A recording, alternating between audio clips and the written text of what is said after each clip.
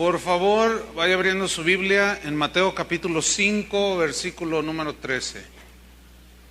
Porque vamos a continuar con la serie Verdaderos Discípulos. Y este tema es el número 17 y se titula La sal de la tierra. La sal de la tierra. Dice Jesús a sus discípulos: vosotros sois la sal de la tierra. Pero si la sal se desvaneciere, ¿con qué será salada? No sirve más para nada, sino para ser echada fuera y hollada por los hombres. Vosotros sois la sal del mundo, la sal de la tierra. La sal es el condimento más antiguo usado por el hombre. Hay registros que hablan que en China, 2700 años antes de Cristo, ya usaban la sal como sazonador, ¿sí? Para resaltar los sabores. El libro de Job es un libro que se escribió hace 3500 años aproximadamente, y Job hizo una mención acerca de la sal. En el capítulo 6, versículo 6 dijo: ¿se comerá lo desabrido sin sal? Entonces el uso antiguo de este condimento era para la conservación de los alimentos y era algo muy apreciado. Se le llegó a llamar oro blanco. La palabra salario, que es muy común para nosotros, que viene del latín salarium, pero a su vez salario viene de sal. ¿Por qué de sal? Porque en la antigua Roma a los soldados les pagaban con una porción de sal, que era muy valiosa en ese tiempo, era de mucha estima por el poder de conservación que tenía de los alimentos. Entonces los soldados, cuando se iban a la guerra, llevaban su sal y salaban los alimentos para que les duraran más tiempo. Se dice que la sal tiene por lo menos 14,000 usos, así es que apunte número 1. 14,000 usos que benefician a la gente, que son de beneficio para el ser humano. Por ejemplo, fíjense, para el cuerpo humano se dice que la sal ayuda a regular el ritmo cardíaco, previene calambres musculares para los que se quedan así, a lo mejor les falta una pizquita de sal, evita la osteoporosis, es regulador del sueño, la sal, así es, esos que tienen insomnio, a lo mejor les falta un poquito de sal, no sé. Mantiene el equilibrio del azúcar, inclusive. El cuerpo humano no puede vivir sin sal, pero el exceso de sal produce enfermedades, como la hipertensión, por ejemplo. Es muy interesante, cuando usted se come una rica sopa, esta tiene que tener la medida exacta de sal, ni menos, porque le va a tener usted que poner, y no es igual que hierva con la sal a ponérsela así, porque va a derramar mucho más. Por eso los cocineros tienen que tener una exactitud en su sazonar la comida. Pero si esa sopa le pone demasiada sal, no se la puede comer. Tiene que ser la medida exacta. Otros usos de la sal, y esto es un secreto para las señoras. Los señores pueden dormirse un minuto. Señoras, si en la noche cuando se van a dormir, su esposo se quita los zapatos y ciertos olores empiezan allá a circular, mire, despistadamente agarre los zapatos de su marido, los tenis de su adolescente, agárrelos y tíreles un puño de sal y luego los pone ahí y se levanta tempranito y va y los sacude y verá cómo inhibe los olores. Ay, me van a decir que soy chamán. Ya ven que dicen de todo, ¿no? Que les estoy enseñando curanderismo. ¿Sabía que una pizca de sal en la leche ayuda a conservarla otras 2 semanas? Bueno, si quiere que le dure más, caduca a tal día, échele una pizca de, no la sale completamente, una pizca de sal, o sea, un puñito así, y le dura más. Ese es entre otros usos. También descubrí que si a usted le gusta hervir huevos, hiérvalos en agua de sal y la cáscara es bien fácil de quitar, por eso es un efecto que hace la sal. En los países donde cae nieve, el gobierno llena las carreteras, las calles de sal. Qué interesante, ¿no? En la industria química, bueno, pues ni se diga, ¿verdad? Se utiliza para fabricar medicamentos como el bicarbonato de sodio, por ejemplo, y un montón de medicinas. También en la industria peletera para conservar pieles. Mire, usan la sal para fabricar vidrio, jabón, plástico, papel, pintura, cosméticos. Impresionante los usos que tiene la sal. Entonces resulta sumamente interesante, al menos para mí, porque el otro día un pastor me decía, ahora el viernes pasado, oye pastor, fíjate que le estaba diciendo yo, estaba hablando con un pastor y me preguntó algo, y yo le dije, mira, escucha la serie que está dando el pastor Olivares sobre verdaderos discípulos. ¿De qué está hablando? Dice, mira, ahorita está tocando el Sermón del Monte. Ay, no, si ya me lo sé, es bien aburrido. Imagínate, un pastor diciendo eso. Les aseguro que si le preguntan esto sobre la sal, no sabe. Pero a mí me resulta muy interesante saber por qué Jesús les dijo a sus discípulos, vosotros sois la sal de la tierra. En Marcos 9:55 Jesús dijo, buena es la sal, buena es la sal. Ahora, los brujos usan la sal para salar a la gente.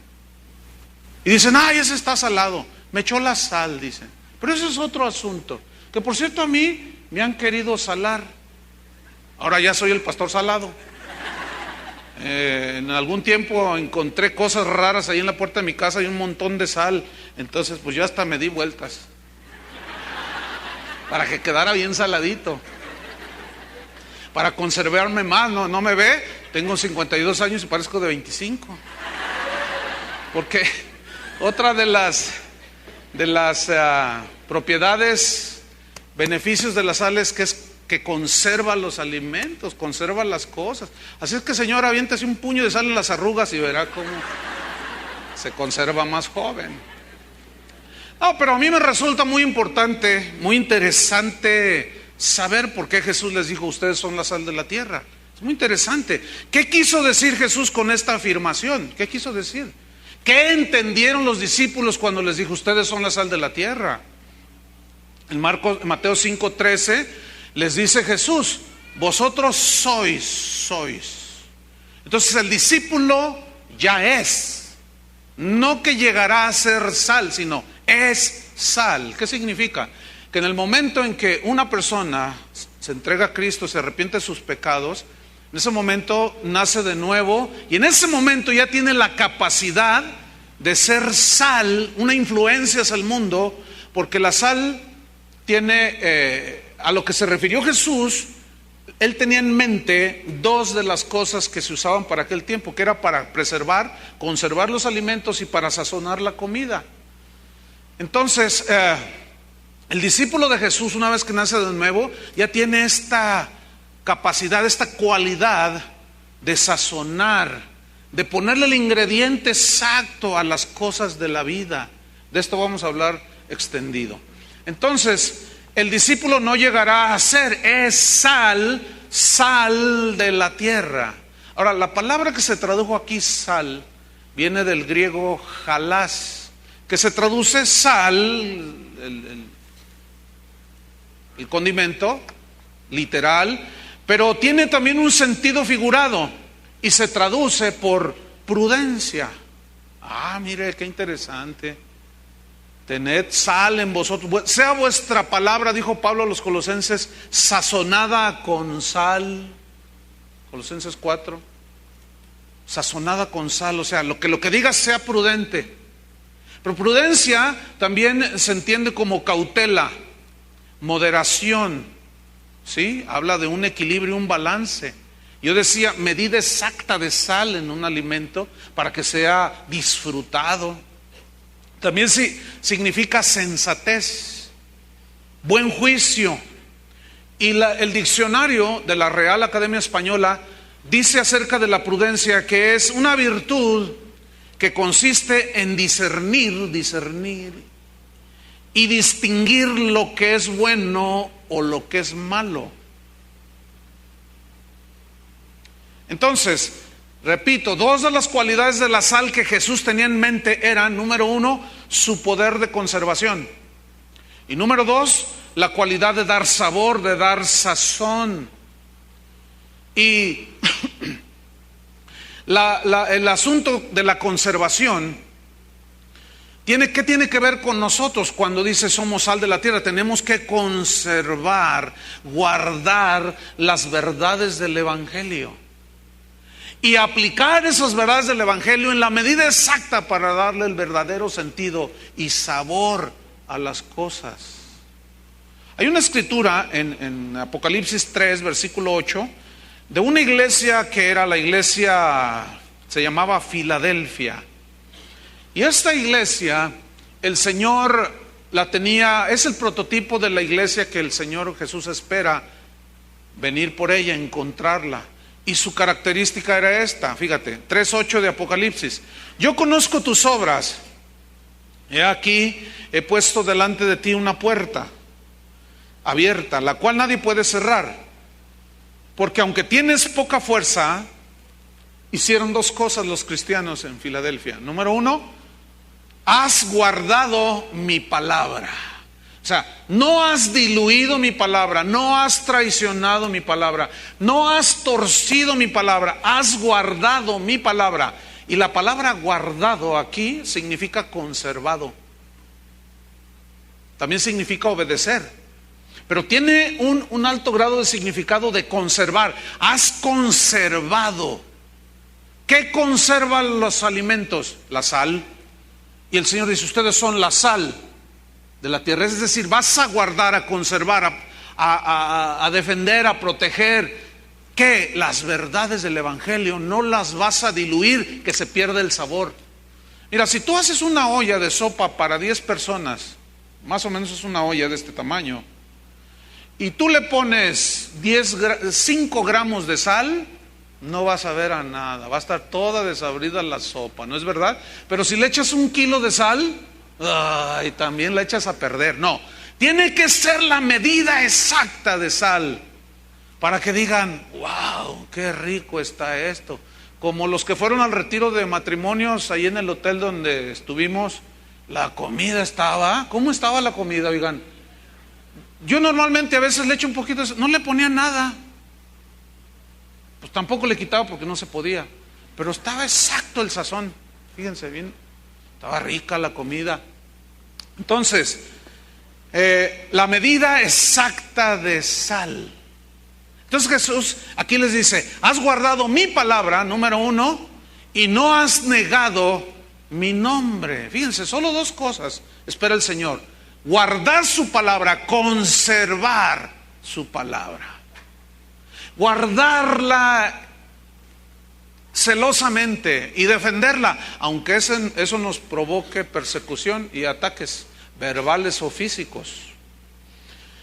La sal en la Biblia tiene, así como tiene múltiples aplicaciones en el ámbito de la vida humana, también tiene simbolismos en la Escritura. Por ejemplo, cuando se ofrecían los sacrificios en el Antiguo Testamento, mataban al animal. Debería de ser un animal sin mancha, lo mejor del ganado. Si eran las primicias de la cosecha, era lo mejor. Todo era lo mejor para Dios. Hablando de que a Dios debemos de ofrecerle lo mejor de tu vida, de tus años, de tu tiempo, lo mejor de todo tu ser. Pero enseguida el sacerdote esparcía mucha sal, o sal, tenía su medida, sobre el sacrificio. Y esto tenía un simbolismo. Vamos a ver en Ezequiel capítulo 43, Ezequiel 43, en el versículo número 23, cómo menciona la sal rociada o esparcida en el sacrificio, pero también habla de un pacto de sal. Vamos a ver. Ezequiel 43, 23 dice así: cuando acabes de expiar o de rociar la sangre que simbólicamente limpiaba los pecados de la gente, Ofrecerás un becerro de la vacada sin defecto, es decir, lo mejor del ganado, y un carnero sin tacha de la manada. Acuérdense que todos esos sacrificios apuntaban hacia el Cordero de Dios, que es Jesucristo, que fue el sacrificio perfecto. Ustedes conocen eso, ¿verdad? Bien, versículo 24. Y los ofrecerás, estos animales, delante de Jehová, el sacrificio para Dios. Y los sacerdotes echarán sal sobre estos animales muertos y los ofrecerán en holocausto a Jehová. Vamos a ver otra escritura y ahorita les explico lo que simboliza aquí la sal en el sacrificio. Vamos a Levítico capítulo 2. Levítico capítulo 2, en el versículo número 13.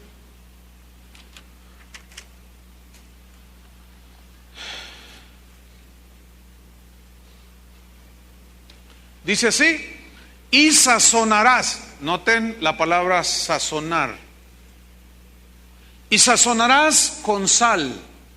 Tenía que ser la medida exacta, porque esos alimentos, esos sacrificios después los comía el sacerdote y los comía la gente. Entonces tenía que tener una medida exacta. Sazonarás con sal toda ofrenda que presentes, y no harás que falte jamás de tu ofrenda la sal del pacto de tu Dios. En toda ofrenda tuya ofrecerás, ¿qué? Sal. Interesante, ¿no? Bueno, tiene su simbolismo.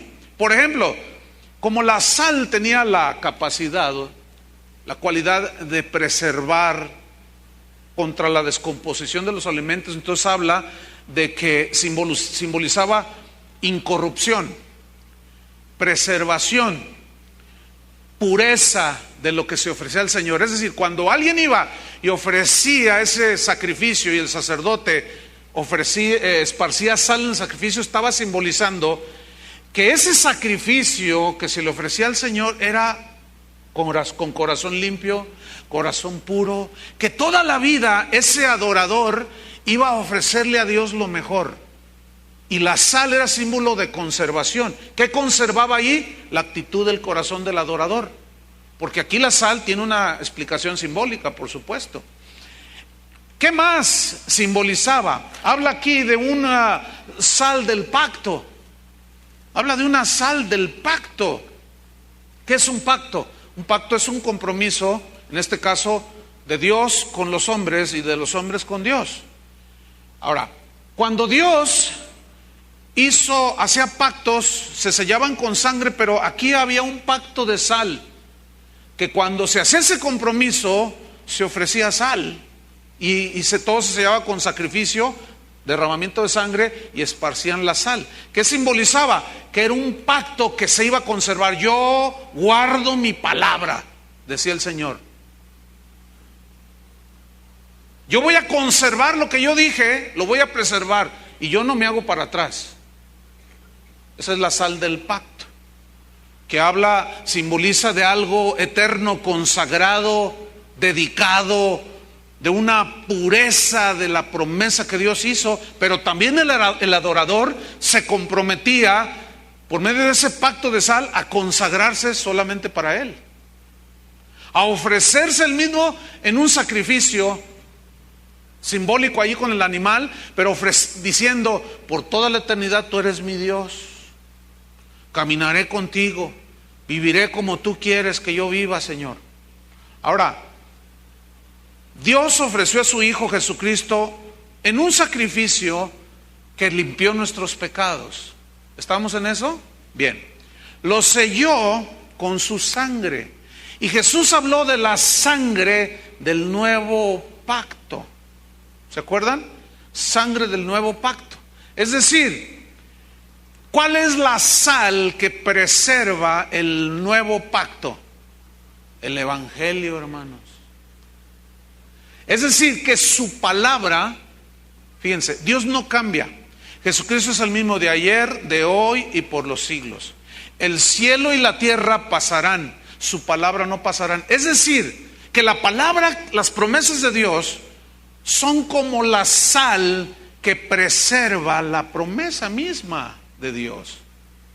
Entonces, cuando dice la Biblia, cuando dice Jesús, ustedes son la sal de la tierra, ¿qué significa? Que nosotros vamos también a hacer nuestra función, como la hace la sal, nosotros debemos de hacer una función, que es que conservarnos en Dios, guardarnos en Dios, caminar en santidad con Dios. Eso y mucho más vamos a estar hablando. Entonces, fíjate, por ejemplo, en Romanos 12, si van conmigo, Romanos 12, allí San Pablo ya, lo que es el Nuevo Testamento, él habla de un sacrificio, ya no es un sacrificio de un animalito, ya Cristo, el Cordero de Dios, había sido ofrecido, Cristo, Romanos 12:1, Cristo es el sacrificio perfecto, ¿sí? Él, sus promesas nunca se va a desdecir, Él las conserva, ¿sí? Romanos 12, versículo 1 dice así, habla de otro tipo de sacrificio. Sígame ahí en la lectura. Así que, hermanos, os ruego por las misericordias de Dios, que presentéis, ¿qué significa ofrecer? Y es una alusión al ofrecimiento de los sacrificios en el Antiguo Testamento. Nada más que aquí se ofrece otra cosa. ¿Qué? Escuchen. Que presentéis, que ofrezcáis vuestros cuerpos, todo vuestro ser, espíritu, alma y cuerpo, en sacrificio, ¿cómo? Vivo. ¿Por qué dice vivo? ¿Qué significa vivo? Significa un sacrificio vivo, es decir, tú te ofreces de una manera voluntaria para caminar en obediencia con Dios. Tú te consagras de una manera voluntaria para obedecer a Dios, para caminar en santidad, para guardar su palabra. Por ejemplo, el Señor dice, perdona al que te ofende. Entonces, como tú estás vivo, te duele cuando te ofenden. Pero si tú perdonas, te estás negando a ti mismo porque lo estás haciendo voluntariamente. Entonces, esos son de los sacrificios que le agradan a Dios. ¿Por qué? Porque estás obedeciendo la palabra de Dios. Entonces, como el sacrificio está vivo, tú estás vivo, es más valioso, porque es algo voluntario. El animalito se amarraba ahí y se preparaba y después se sacrificaba y se quemaba. Y en el caso de nosotros no, nosotros nos ofrecemos voluntariamente, somos esclavos por amor. Nadie está forzado a seguir a Jesús, ¿verdad que no? Es un ofrecimiento voluntario, pero ahí nos sigue explicando Pablo. Presentemos nuestros cuerpos en sacrificio vivo, voluntario, santo, dice. Es decir, de exclusividad para Dios. Nosotros somos exclusivos para Dios. Dios no nos comparte con nadie, así como una esposa no comparte al marido, ni viceversa. Tampoco Dios nos comparte a nosotros con el diablo. Y nosotros no debemos de compartir a Dios con el diablo o el mundo. Es un sacrificio santo. Santo significa apartado. Entonces, ¿nuestras vidas están apartadas para quién? ¿Para el apóstol Camaleón Casillas? No. ¿Para quién? Para Dios. Por eso es un sacrificio santo. Pero ¿qué más? Agradable a Dios. Hay un sacrificio que le agrada a Dios. Cuando alguien te maldice y tú lo bendices, eso es agradable a Dios. Pablo hablaba de un olor fragante que subía delante de Dios en los que habían obtenido la salvación. En los que se salvan es un olor grato, dice. Cuando Jesús estaba aquí en la tierra, Él decía, yo siempre hago lo que le agrada a mi Padre. Y luego Dios dijo de Jesús, este es mi Hijo amado, en quien tengo toda mi complacencia. Mi corazón se goza, decía Dios, dijo Dios. Se regocija porque mi Hijo, Él hace mi voluntad. Ahora, sigo leyendo. Sacrificio vivo, santo, agradable a Dios, que es vuestro culto racional, es decir, racional en el sentido que va de acuerdo a los razonamientos de Dios. Es decir, que si hay alguno que dice que es cristiano y ofrece algún tipo de sacrificio que no está en la Escritura, que se le ocurrió, entonces no es un culto conforme a la razón, ni a lo razonable de Dios, a lo que Dios escribió de su mente, de su corazón. Entonces es irracional de nuestra parte hacer algo que no está en las Escrituras. Como un predicador allá en Florida que dice que Dios le dice que ore por los enfermos, pero que los golpee. No, eso en serio. Inclusive hace rato que yo mencioné esto, algunos se quedan así, ¡ah! Y en el receso les enseñé el video a algunos hermanos. Es un pastor en los Estados Unidos, con un bat le pegó a un señor. A una señora le dio una cachetada, a otra que porque Dios le dice que así. ¿Cuántos quieren que oren por ustedes? Dice, y una vez, dice, estaba yo en la plataforma y subió una señora y el Espíritu Santo me dijo, dale un rodillazo en el estómago.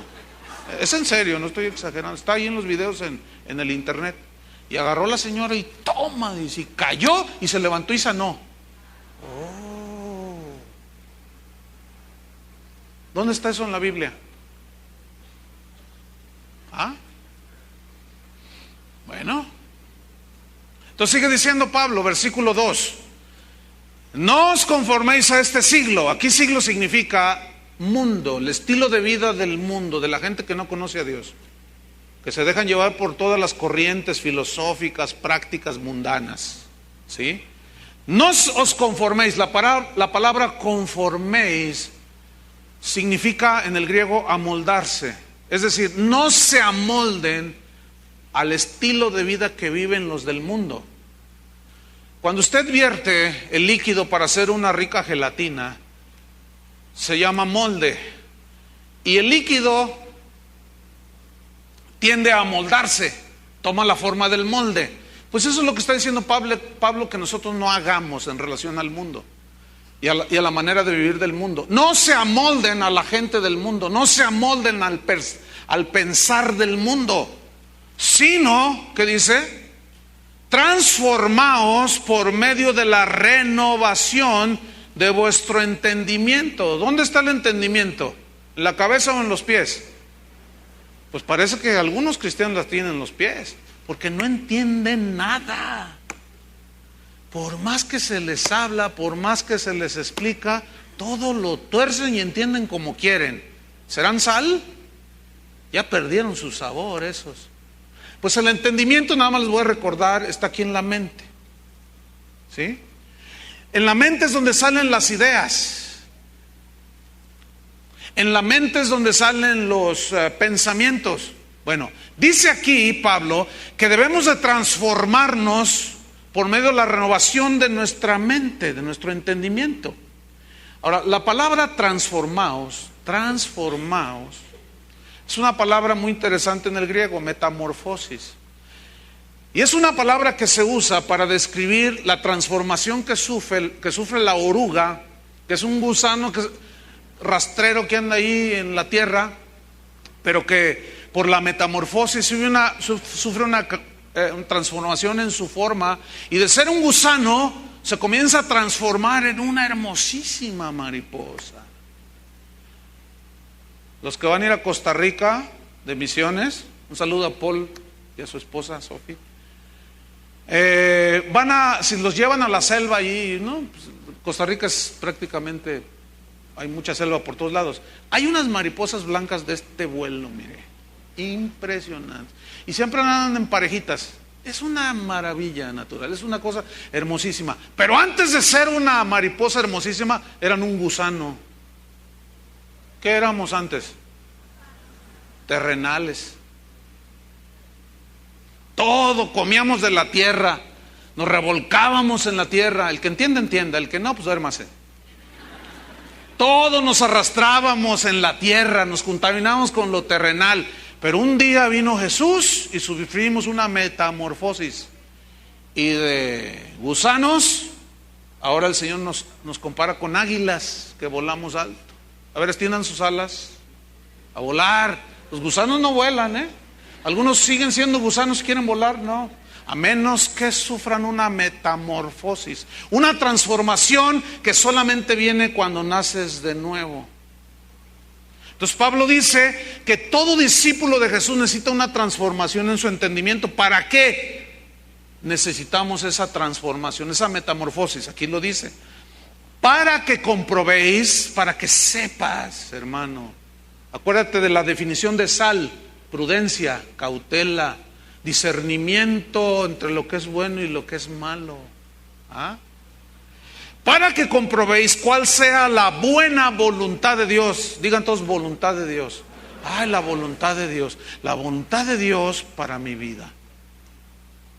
Este sería como para hablar una serie completa. Pero entre otras cosas, ¿qué es la voluntad inquebrantable del Señor? Perfecta, agradable y perfecta.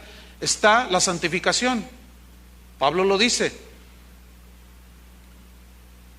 Que la voluntad de Dios es vuestra santificación. Que os apartéis de las cosas corrompidas del mundo.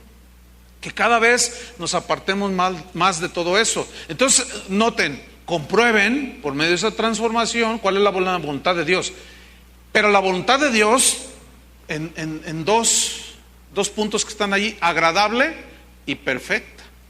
¿Sabes cuál es el mejor lugar en el que un discípulo de Jesús puede estar? En la perfecta voluntad de Dios.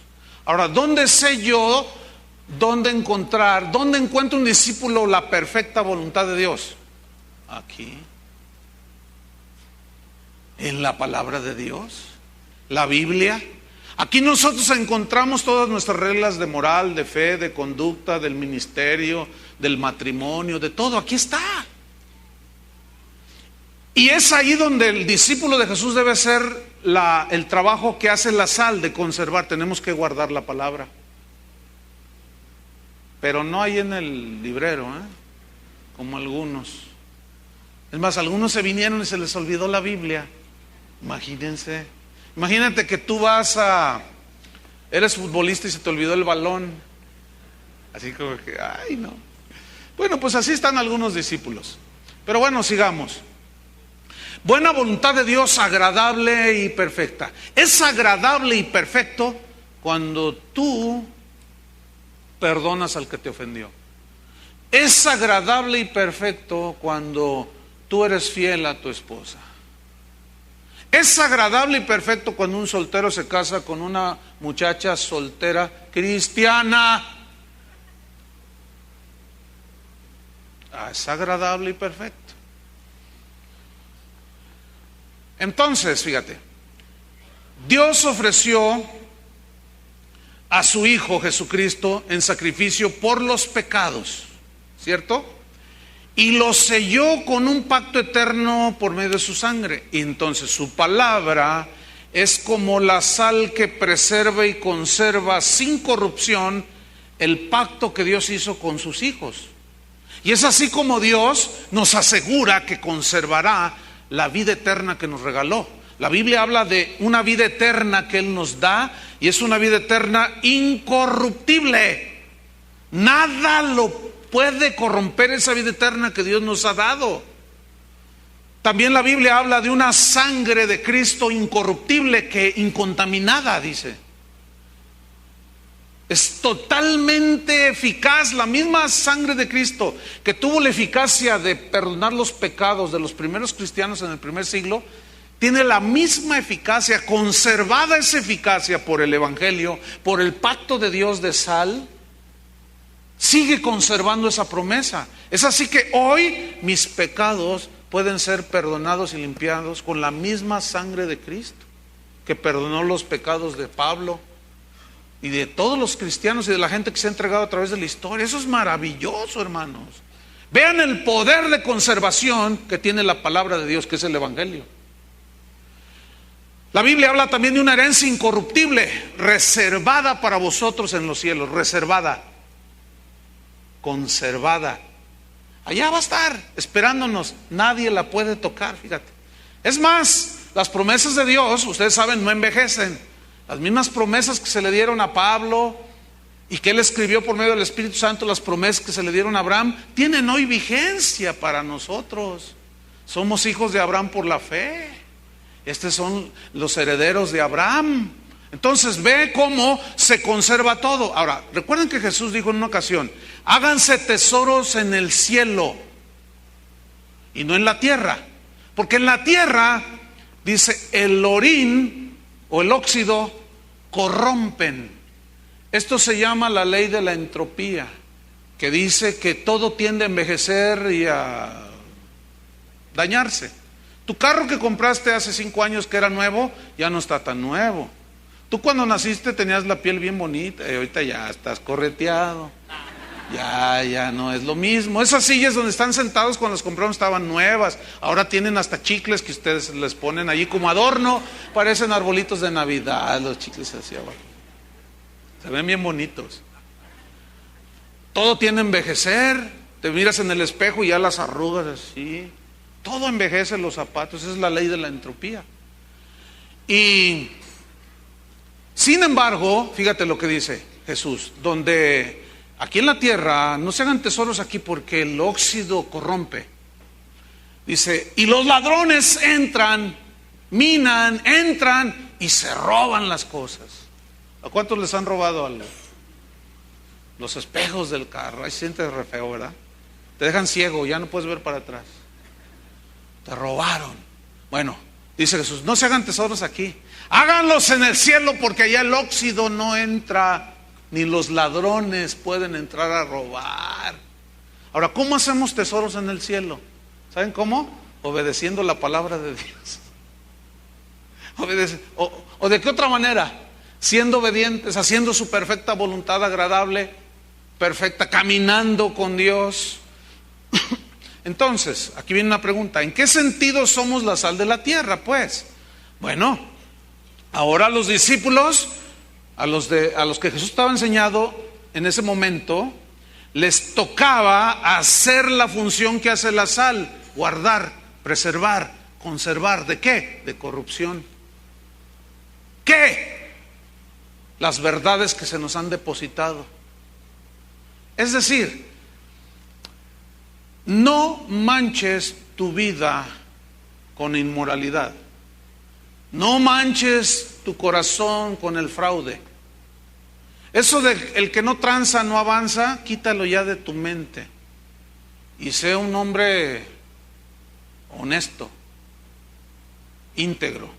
Entonces, ¿qué estás haciendo tú? Conservando. Ahora, tú tienes que hacer la función de la sal, conservar. No puedes diluir las verdades del Evangelio. Porque así como a una olla de sopa de 5 litros no le pones 5 gramos de sal, porque queda desabrida, y tampoco le echas 2 kilos de sal, porque nadie se la va a comer. Tiene que ser la medida exacta. Escúchenme bien, la medida exacta de la palabra de Dios, en aplicarla en cada situación de tu vida. Hoy, esa es una de las constantes del evangelio de hoy. Se ha perdido el sabor. Está todo desequilibrado el alimento. O no tiene sal, no tiene sabor, o está súper salado y nadie se lo puede comer. Hace daño si se lo comen. Entonces, esto está cobrando mucho sentido. Como sal, el discípulo debe conservar y sazonar pues las verdades del evangelio. ¿Cómo? A través de tu testimonio. Es decir, el discípulo vive la palabra de Dios. Entonces, el vivir la palabra de Dios, esa es la influencia que va a proyectar hacia los demás. Me acordé en la mañana de algo que me pasó a mí de recién que nos convertimos al Señor. Fui a mi tierra a compartirle a mi familia. Por ahí hay un bebé bien lindo, son bien lindos los bebés, pero atiéndanlo al bebé. Entonces fui a hablarle a mi familia de la palabra de Dios. Y un día hubo se casó un primo, algo así, una fiesta familiar, algo importante. Entonces nos invitaron y yo fui. Y gracias a Dios que me habían enseñado cómo puedo estar con mi familia, porque muchos cristianos se alejan de la familia y luego ya no se los ganan. Porque, ay no, cruz, se va el diablo y no sé qué. Ya, porque no saben cómo comportarse allí en medio de ellos. Entonces, a nosotros nos tocó la bendición que nos instruyeron. Entonces, puedes estar allí, pero no hagas lo que ellos hacen. Puedes platicar de un montón de cosas, de política, de fútbol, de muchas cosas. Y puedes estar allí para acompañar a la familia, si se muere un familiar, si se casa otro familiar, etcétera. Entonces, ahí estaba. Y termina la ceremonia y bueno, nos vamos a la casa de la abuela, era una casa enorme y ahí empieza la fiesta. Y empieza la carrilla. Empieza la burla. Entonces llega un tío y me dice, mira, aquí está una de don Pedro, el apóstol, el apóstol. Tómate unas de don Pedro el apóstol. Y yo, no, mira, con la Coca-Cola, con esa me basta, tío. No, no seas sacatón, sobrino. No, hombre, lo que pasa es que ya algo pasó en mi corazón, pero no me dejaba intimidar. Y luego llega otro, en aquel entonces había un brandy que se llamaba San Marcos. Dice, mira, este es de San Marcos, el de la Biblia. Órale, sobrino, dice. Y la carrilla estaba dura, pero no me dejaba arrastrar. Entonces, pues empezaron a tomar y empezamos a hablar de fútbol y que hasta defendían las Chivas, imagínense. Bueno, total, de pronto pues se les empieza a subir el alcohol y luego, pues que vénganse, ya llegó la música y el bailongo, ¿no? Entonces, pues nomás movían los piecitos así, me miraban a mí y yo decía, pues ¿qué onda? Entonces una tía mía que llega y se me acerca y me dice, ¿sabes qué, sobrino? No me gustó que hayas venido. Yo le digo, uy, tía, ¿pero por qué? Y dice, mira, no puedo fumar, no puedo tomar y no puedo bailar. Le digo, uy, tía, si quiere métase cocaína. No, le dije, pues yo qué tengo que ver con esto. Baile de cabeza, tómese 20 botellas de tequila. ¿Yo qué tengo que ver en eso? Es que, me dice, es que no puedo hacerlo a gusto. Ah, y no estoy contenta que hayas venido, me dice. Ay, y los demás tíos y primos así como sacaban el cigarrito así como, ay, disculpe, le hacían así, fumaban el cigarro de lado. Y yo ahí con mi Coca-Cola. Y cuando ya estaban medios borrachillos, empezó el asunto. Llega un tío y me dice, sobrino, ven para acá. Un tío político. ¿Qué pasó? No, ven acá. ¿Qué pasó, tío? Es que, aconséjame, me estoy divorciando de tu tía. Es que ya no puedo. Mira, yo sé que Dios está contigo. Ora por mí. Ah, no, que no. Pero escúchenme, ¿qué tal si yo me emborracho con ellos? ¿Qué tal si yo le fumo con ellos? ¿Qué tal si me río de los chistes de Pepito con ellos? ¡Ay, sí! ¡Qué bueno, tío! ¡Qué bueno está el chiste! Ahí es donde la sal de muchos cristianos se diluye. La influencia se perdió. Ahora, ¿con qué cara tú vas a decirles de Cristo? Bueno, déjenme decirles a tía que no le gustó que yo haya venido, ha ido a esa fiesta y es cristiana. Hace mes y medio estuvo allí sentada con su hija cristiana y sus otras hijas cristianas y otros tíos cristianos y otros familiares y así la familia de mi esposa igual. ¿Qué fue, hermanos? El testimonio. Pero déjenme contarles cómo se pierde la sal, el sabor de la sal, y ya no haces la función de la sal. Este viernes pasado un pastor, todos los viernes me reúno con pastores a orar y a estudiar la Biblia. Y ya nos íbamos todos y me dijo, oye, tengo que decírtelo, pastor. ¿Qué pasó? Me dice, es que mira, tengo una familia ahí en la congregación y él, el varón, pues tiene su trabajo, una convención de unas empresas donde se juntaron en un lugar y ahí conoció a una señora, me dijo, una señora que va a tu congregación. Entonces se conocieron allí, salieron cristianos, estaban bien contentos. Entonces la señora que va a tu congregación, y es muy posible que usted esté aquí, señora, usted está aquí, señora, quiero felicitarla por lo que hizo, le voy a recordar lo que hizo. Entonces le dice, lo invito a comer, le dijo al hermano de la otra congregación, la hermana que viene aquí, que entiende el evangelio pero de una manera extraordinaria. Y cuando me empieza a narrar yo dije, ya, bueno, termino de contar. Vente, los invito a comer. Y van al restaurante del hotel donde estaba la convención. Entonces, a ver, cuénteme, ¿a qué iglesia va? Y la señora saca sus cigarrillos y a ver, dígame, ¿a qué iglesia va? Y el otro hermano pues se espantó, ¿no? Entonces, hey mesero, tráigame un whisky doble. Ay, hermana, qué libertad tiene usted. Entonces el hermano estaba así, oiga, no, ese Chuy Olivares nos da chance. Mire, señora, escúcheme bien, no sea mentirosa. Y no me embarren su mugrero a mí. ¿Entendió? Si de algo estamos luchando y peleando es contra el pecado, hermanos. ¿Cómo es la gente? ¿Cómo es la gente? Entonces me dice el pastor, ¿sabes qué, Chuy? Dice, esta familia tiene 2 semanas muy afectados. Entonces yo dije, híjole, pues ¿qué te puedo decir, pastor? Dice, mira, yo sé lo que tú predicas. Dice, llevamos tú y yo la misma línea, pero pues es que, ¿qué hacemos? Me dice, le dije, mira, no te preocupes. Si a Jesús se le metió un Judas, a mí yo tengo unas Juditas. Y uno que otro Judito también por ahí. Que se van a ir juntitos al infiernito si siguen con sus cosas. Yo dudo que esa gente sea salva, fíjense.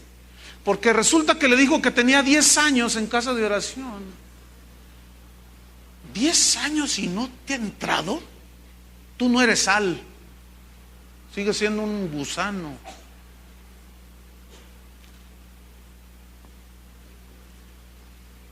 Ay, por eso no me gusta venir aquí. Yo le digo a dónde puede ir, donde hasta puede bailar. En serio, al que le interese, yo tengo direcciones de iglesias que andan en ese mover. Pero aquí no.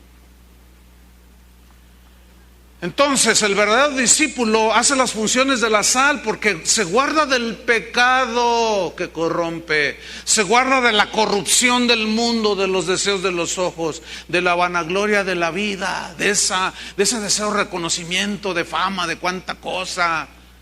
Escúcheme bien, cuando un cristiano hace las funciones de la sal y preserva las verdades del evangelio y las guarda en su pureza, ese cristiano va a provocar agresión de los del mundo, ¿sí o no? Y de los de adentro.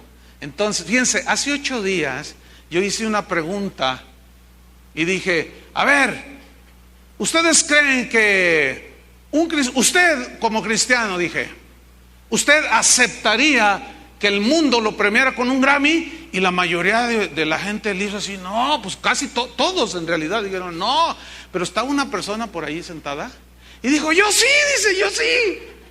Entonces cuando la miro así, vi que tenía un corazón de esos que les ponen a los que vienen por primera vez. Dice, yo sí lo recibo, dice, un Grammy. Entonces, como todo el mundo se rió, pero a lo mejor me faltó un poco de astucia, o no sé cómo llamarle, de prudencia, qué sé yo, para decir, bueno, es que usted viene por primera vez, ¿verdad? Porque todos se rieron. Pero ella estaba con la tercera fila y se rieron todos todo el auditorio, pero nunca le vieron el corazón. Pero yo sí se lo vi. Entonces dije, no, pues no, usted no entiende lo que yo estoy diciendo. Ahora, ¿por qué ella dijo que sí aceptaba un premio del mundo? Porque ¿qué significa un Grammy? Fama, reconocimiento, me van a pedir autógrafos. Cuando vaya a una exposición o qué sé yo, me van a poner alfombra roja, me van a llevar en una limusina y me va a aplaudir la gente, me van a pedir autógrafos, me van a decir, ay, adiós, me van a sacar unos cartelones, somos tus fans. Entonces ese es el mundo. Ahora, yo les pregunto a ustedes, ¿ustedes recibirían un Grammy del mundo? ¿No? ¿Están seguros? Fíjate, hay cristianos que dicen, pero ¿qué tiene de malo que el mundo esté premiando con Grammys a los cristianos? ¿Cómo que qué tiene de malo? ¿Notan que su sal ya se desvaneció? ¿No saben distinguir entre lo que le da gloria a Dios y lo que no le da gloria a Dios? Esa gloria de los hombres no glorifica a Dios, hermano. Jesús mismo dijo, Pablo dijo, yo no busco gloria de los hombres, yo no busco que la gente me dé honra a mí. Jesús dijo, yo no busco la gloria de los hombres. ¿Qué significa? Reconocimiento mundano, carnal. Bueno, pues fíjense que el verdadero discípulo no busca esas cosas. Sin embargo, estamos en un proceso que vamos aprendiendo. a distinguir de lo bueno de lo malo. Aprendemos cada día a conservarnos sin mancha. Dios nos va limpiando de tanta basura que traemos por medio de la renovación de nuestro entendimiento. Mire qué historia. Marcos capítulo 9. Vaya conmigo rápido. Marcos 9. En el versículo número 33. Vea qué historia. Dice, y llegó a Capernaum, Jesús y sus discípulos, y cuando estuvo en casa, les preguntó, ¿qué disputabais entre vosotros en el camino? Así como que, ay, se dio cuenta. Ahora, disputar aquí es se peleaban, discutían, hablaban, se comenzaron a agredir. ¿Qué es lo que disputaban? Les pregunta Jesús, versículo 34. Mas ellos callaron, como dijeron, ya nos descubrió el maestro. Porque en el camino habían disputado entre sí el uno con el otro, ¿quién había de ser el mayor? Entonces empezó a lo mejor Andrés, yo voy a ser el jefe de ustedes, yo tengo más unción. Y lo Pedro, cálmate, si sobre mí yo soy la piedrita donde va a edificar la iglesia. A mí me dijo, toma las llaves del reino, a ti no. Y luego yo me imagino a Juan diciéndole, hey, tranquilos, ¿quién de ustedes se acuesta en el pecho de Jesús? Solo yo, hasta oigo su latir del corazón. Y él nunca me ha dicho, quítate de aquí, yo soy su favorito, yo voy a ser el jefe de todos. Y empezaban a pelearse. Vieran qué común es en los ministros desde siempre, desde ahí se ve, pero hoy no es la excepción. Que se pelean cuando viene un gran evangelista aplaudido, reconocido, famoso. Todos los pastores quieren desfilar en la plataforma para hablar y decir sus cosas. ¿Por qué? Porque todos quieren el primer lugar, todos quieren que los reconozcan. Jesús dijo, cuando tú hagas lo que tienes que hacer, di siervo inútil soy, porque hice lo que tenía que hacer. ¿Te imaginas que en lugar de presentar, y ahora con usted es el gran siervo de Dios, ahora con ustedes queremos presentarle el más inútil de todos los predicadores? Pásale, inútil, ¿me estás oyendo? Pásale, no te voy a mandarle. Pásale, inútil. O sea, es decir, que Jesús no nos deja ni una décima de nada de espacio para nosotros recibir reconocimiento. Hay uno de los reformadores de allá por el 1625 llamado Jorge Fox. Ese hombre predicaba bien tremendo en contra de toda la corrupción que habría, y su historia dice que en una ocasión, pues la predicación de él lo metieron más de 100 veces a la cárcel. Nomás con eso te cuento todo. Lo golpearon, todo hicieron con él, pero también había mucha gente que lo escuchaba. Y cuenta él en algo que él escribió, que en una ocasión llegó a un lugar y había miles de personas. Entonces cuando él iba a subir al púlpito, era como un estrado, dice que la gente lo saludaba y le decía, y lo empezaron a tocar y ¿qué? Les decía, quítense. Entonces la gente, no, que ay, hermano, que quién sabe qué, que usted no sé cuánto. Y que se da la media vuelta y dice, no les predico, un montón de idólatras, y que se va. ¿Por qué? Porque el corazón del hombre tiene la tendencia a idolatrizar. Fíjese, lo te recibí un correo y dice, pastor, yo sé que a usted no le gusta que le digan esto. Fíjense lo sabio de este hermano que me mandó este correo. Y es de aquí, hermano, yo sé que a usted no le gusta que le digan cosas. Bueno, si sabes que no me gusta, ¿para qué me las mandas? Sí serás.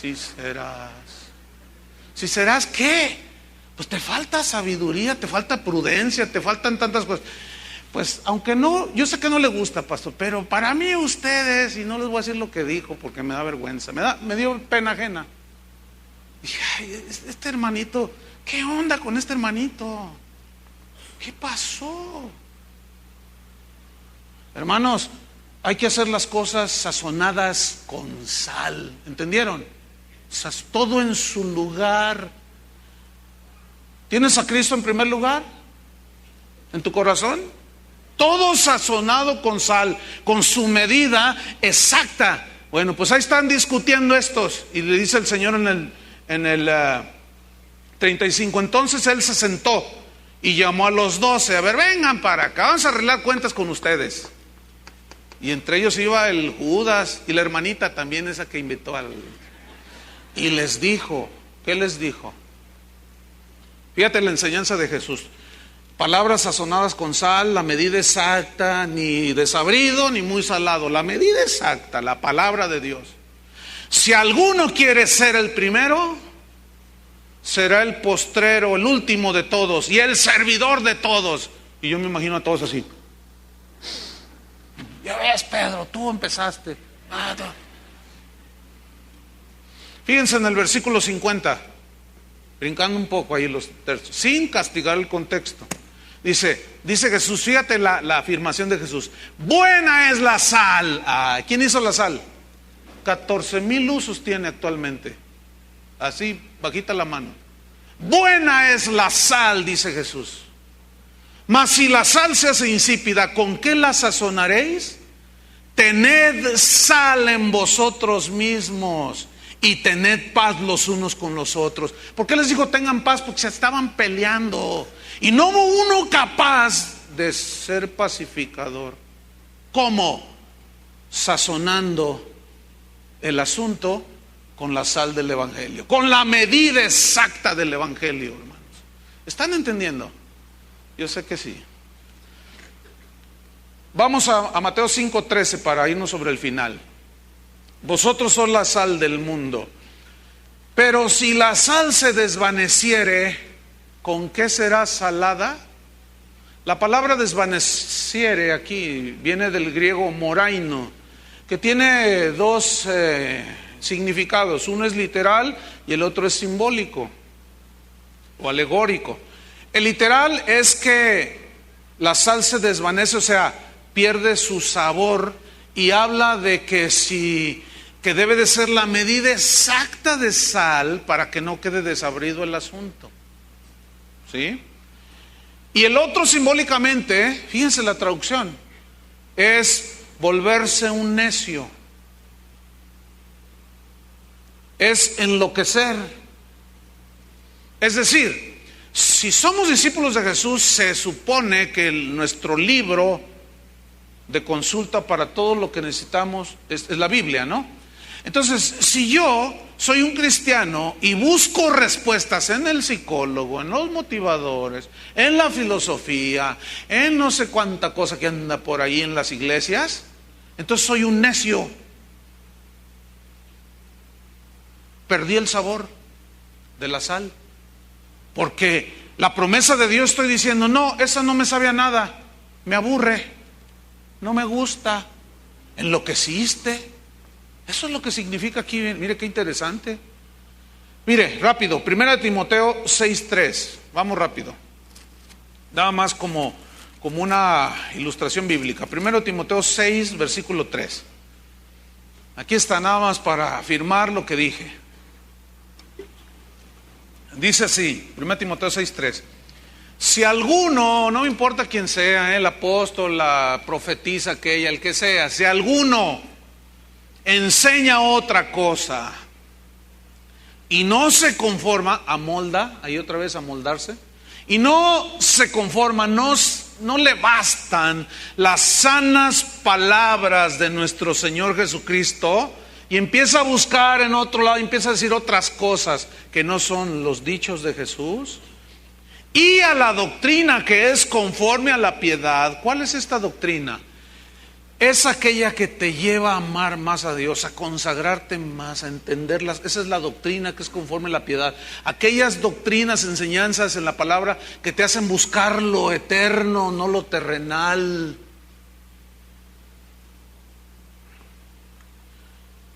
Versículo 4. ¿Qué le pasó a este? Está envanecido, dice, se enorgulleció. Nada más que aquí la palabra envanecer viene del griego noseo, que significa enfermo mental, y va a dar a Soquipan, al hospital psiquiátrico, porque se le botó un tornillo, se enloqueció. A ver, ¿no te bastan las palabras de Jesucristo? ¿No te basta el consejo de Dios? Pues no, me aburren las bienaventuranzas. Bueno, entonces ¿en dónde vas a buscar? Pues Walter me gusta, Walter Mercado, sí, y el apóstol fulano de tal dice unas cosas maravillosas. Oye, pero eso no está en la Biblia, querido hermano. Pero viera qué bonito se siente, pastor. Entonces cuando estés enfermo te voy a llevar con el gringo aquel allá en Florida para que te dé con el bat, para que te sanes. A ver si se te sana lo loco. Tú dices, ay Dios. Judas era un loco en ese sentido. ¿No es cierto? Entonces dice, está envanecido, nada sabe. Es un ignorante y delira. ¿Qué hacen los locos? Deliran. Deliran acerca de cuestiones, contiendas de palabras, de las cuales nacen envidias, pleitos, blasfemias, malas sospechas. Escuchen, disputas necias de hombres corruptos. No había sal. Corruptos de entendimiento. Y privados de la verdad. ¿Están en el error? Escuche bien, que toman la piedad, las cosas de Dios, como fuente de ganancia económica. Apártate de los tales. Yo por eso he tenido que cortarla con muchos. Córtala. Adiós. Tú sigues con tu evangelio light, ligero, desvanecido. Esa no es mi convicción. Yo no quiero perder el sabor del evangelio. Yo no quiero perder el sabor de la sal. Y si esto provoca agresiones de cualquier tipo, pues no me importa. No, yo voy a seguir adelante. Pero fíjate lo que dice Pablo en el versículo 6. Pero dice, gran ganancia es la piedad acompañada de contentamiento. ¿Gran qué? Ganancia es el contentamiento. Es la devoción a Dios con el contentamiento en el corazón. Porque nada hemos traído a este mundo y sin duda nada podremos sacar. Contentamiento. ¿Qué significa eso? Estén contentos con lo que tienen. El otro día me estaba diciendo un hermano. Dice, ay pastor, el otro día iba a mi trabajo y me paré allí para esperar el camión y en eso llegó una prima mía. Dice, y pues ella es cristiana, ella va a otra congregación. Entonces ahí está, hola prima, ahí estábamos platicando. Y en eso que pasa una camioneta de esas nuevas, Nitro, de esas Dodge, de esas que están así chatas, así tan atractivas las camionetas. ¿Qué pasa? La camioneta así despacito enfrente de nosotros. Y entonces mi prima dijo, esa, yo la confieso, yo la declaro, esa, una como esa, es para mí. Y todos los que estaban ahí esperando el camión la miraron así, ¿no? Entonces le dice, ay sobrina, dice, no, vas a ver, una como esa. Y al rato pasa otra, en el nombre de Jesús yo la declaro, esa blanca, así, me gusta allí. Entonces le dice, ay prima, dice, no, a la iglesia que tú vas, dice, acá donde vamos nosotros nos enseñan a cómo obtener las cosas. Y le dice, y a usted no les enseña nada, mira, por eso ni carro tienes y tú has de tener el tuyo, ¿verdad? No, pero yo lo confieso y lo creo, y a mí me están enseñando a cómo prosperar aquí en la vida. Y al rato pasó otra allá por el enfrente en la avenida, porque es de doble sentido. Allá va, en el nombre de Jesús yo la confieso para mí. Dice, ay prima, dice, no, dice, ustedes se contentan con todo como están, pero la Biblia dice que no es verdad. La Biblia dice que debemos de prosperar. ¿Qué dice ahí? ¿Cuál es la palabra sazonada con sal? Que estén ¿qué? Contentos. Lo demás son locuras. Porque nada hemos traído, nada nos podemos llevar. Versículo 8. Así que teniendo sustento y abrigo, estemos contentos con esto. Porque los que quieren enriquecerse caen en tentación y lazo, y en muchas codicias necias y dañosas que unen a los hombres en destrucción y perdición. La nitro, le va a explotar la nitroglicerina a esa muchacha. Va a volar en pedacitos. Bueno, ¿qué dice Jesús para terminar? Pero si la sal se desvaneciere, ¿con qué será salada? Escuchen, en aquel tiempo la sal que usaban la gente la traían del Mar Muerto. y también le decían el mar salado. Pero había una sal que al contacto con otros productos químicos naturales que tiene la tierra, producía que ciertas partes del terreno de donde estaba incrustada las salinas, o cuando por proceso de evaporación también se obtiene la sal, puede haber algunas mezclas con otros ingredientes químicos, y eso hace que la sal se haga amarga. Esa sal la sabían distinguir perfectamente los que comerciaban con ella, de manera que esa sal no servía para nada, porque se volvía amarga.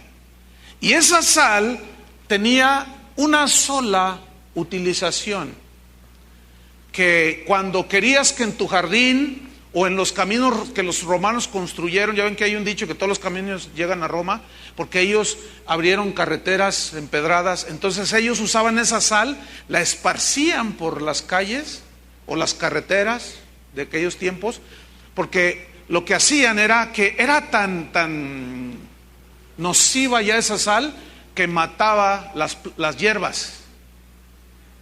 Nada más para eso servía, para matar la vida de las hierbas. Entonces esa sal se esparcía en los caminos, y la gente caminaba por esos caminos y pisaba lo que no sirve, lo que mata. Dice la Biblia que Jesús pisará a sus enemigos, los hollará. Los que traicionaron al evangelio, los que cada domingo les cantaba el gallo, porque cada domingo predicaban sin sal, y los oyentes no le ponían sal, y sus testimonios no eran de gente discípulo de Jesús, no influían en el mundo. Llegó el momento en que se desvanecían tanto las verdades del evangelio, la santidad ya no se sabía ni quién era santo y quién no lo era.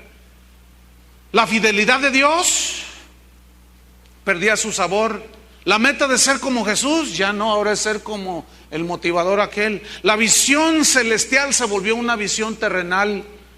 Nuestra mirada que debemos de tener en Jesús, ahora la ponemos en los hombres y en los neoapóstoles.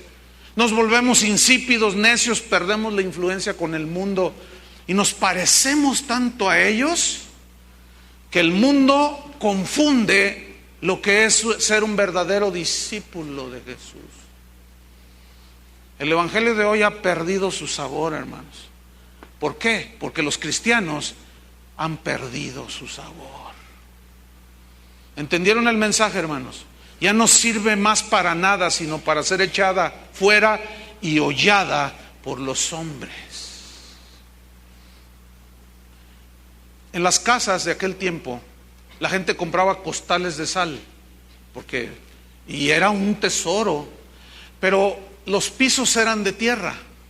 Entonces, donde ellos almacenaban la sal del fondo del saco, donde estaba la sal, tenía contacto con esa tierra, y eso provocaba contaminación, de manera que cuando usaban la sal y llegaban al fondo de esa sal la tiraban, no servía para nada. Cristianos así, o supuestos cristianos, no sirven para nada.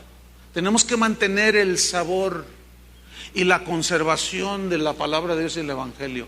Déjame terminar con una anécdota tomada de la naturaleza, que es muy interesante. Si ustedes son observadores, Jesús ponía muchos ejemplos de la naturaleza.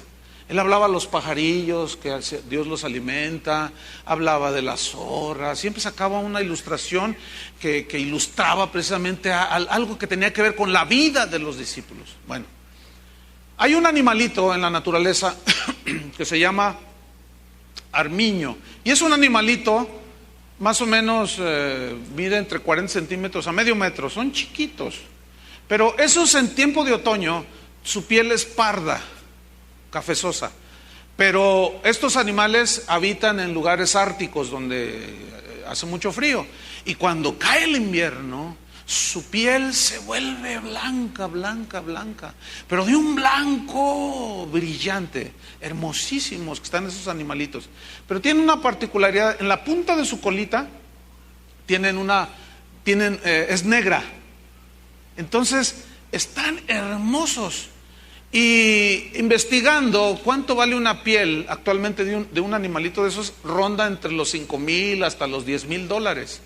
O sea, estamos hablando de el más baratito, 50,000 pesos. Te cuesta un abriguito de un animalito de esos. Bueno, en la antigüedad, cuando los cazaban con flechas, los cazaban con trampas, y a la hora de hacerlo, pues se dañaba la pequeña piel del animalito.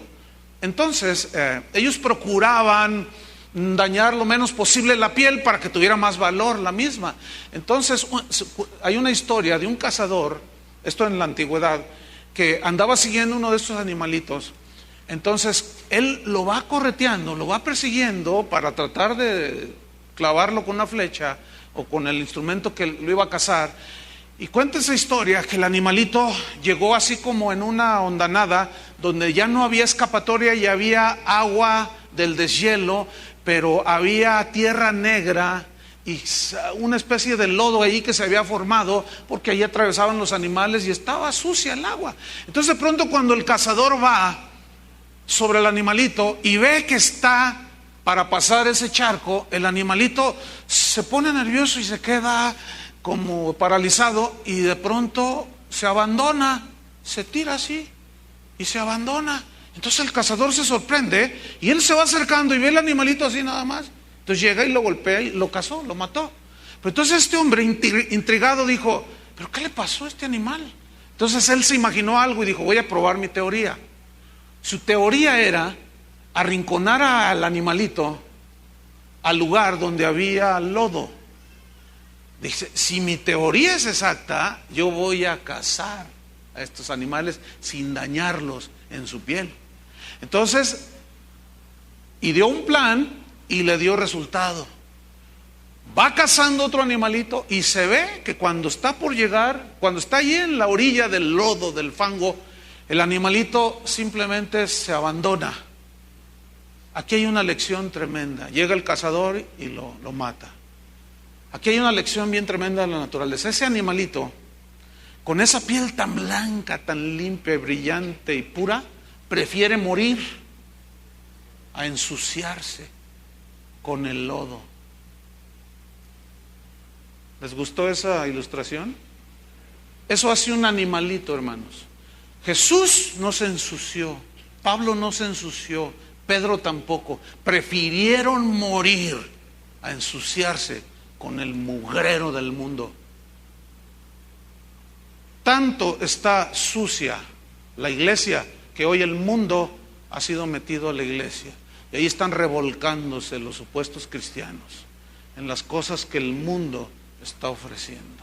Hermanos, guardemos la sal del evangelio. Hagamos esa labor que hace la sal, ese accionar de la sal, de guardar y preservar. Guardémonos en el Señor. Preservemos las verdades de la palabra de Dios.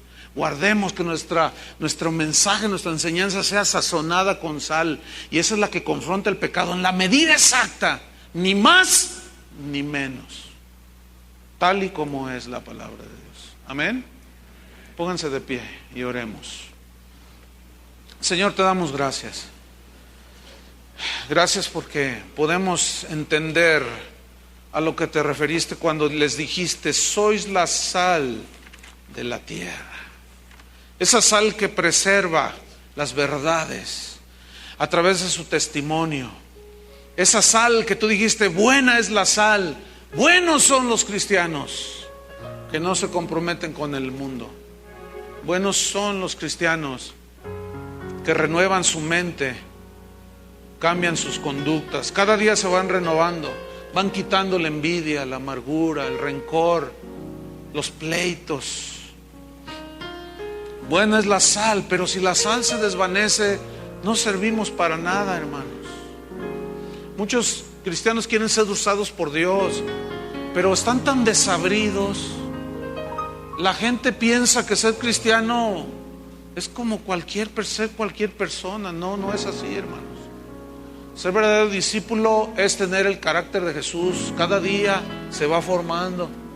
Cada día vas quitando todas esas manchas de la vestidura, con convicciones bien fuertes, como la de este animalito. Qué increíble lección. Increíble, hermanos. Mira, Debes de preferir que se burle tu familia antes de que te revuelques en el lodo en el que ellos se revuelcan. Que te digan lo que te digan, tú mantente en el camino del Señor. Levanta tus manos al cielo y, como dice Pablo, ofrécete en sacrificio vivo, voluntario, agradable a Dios, que es tu culto racional, o sea, con tu entendimiento, la palabra de Dios. Dile: Señor, dame prudencia, dame sal, hazme sal más, esa sal que tiene sabor, que da la medida exacta para que la gente pueda ver qué deliciosa es tu palabra, Señor. A pesar de todo lo que vive un cristiano, una vida de negación, de tantas cosas, es una vida que se disfruta, ¿o no, discípulos? Es una vida que nos da tanta bendición, tanta satisfacción. Obedecer al Señor, caminar con Dios. Lo más maravilloso que un cristiano pueda vivir es vivir en la perfecta voluntad de Dios, agradable y perfecta. No se diluyan, hermanos. No, vamos a permanecer como sal de la tierra. Padre, en el nombre de Jesús, te damos muchas gracias. Te bendecimos, Señor. Te damos toda la gloria y la honra. Y estamos tan bendecidos, Señor, de que nos revelas las verdades hermosas de tu palabra, Señor. Ayúdanos a ser sal de la tierra, Señor. Y que cuando comencemos a diluirnos y a desvanecernos, venga tu amonestación, Señor, y nos ayude a volver al camino. En el nombre de Jesús te damos las gracias, Señor. Amén. Que Dios los bendiga, hermanos.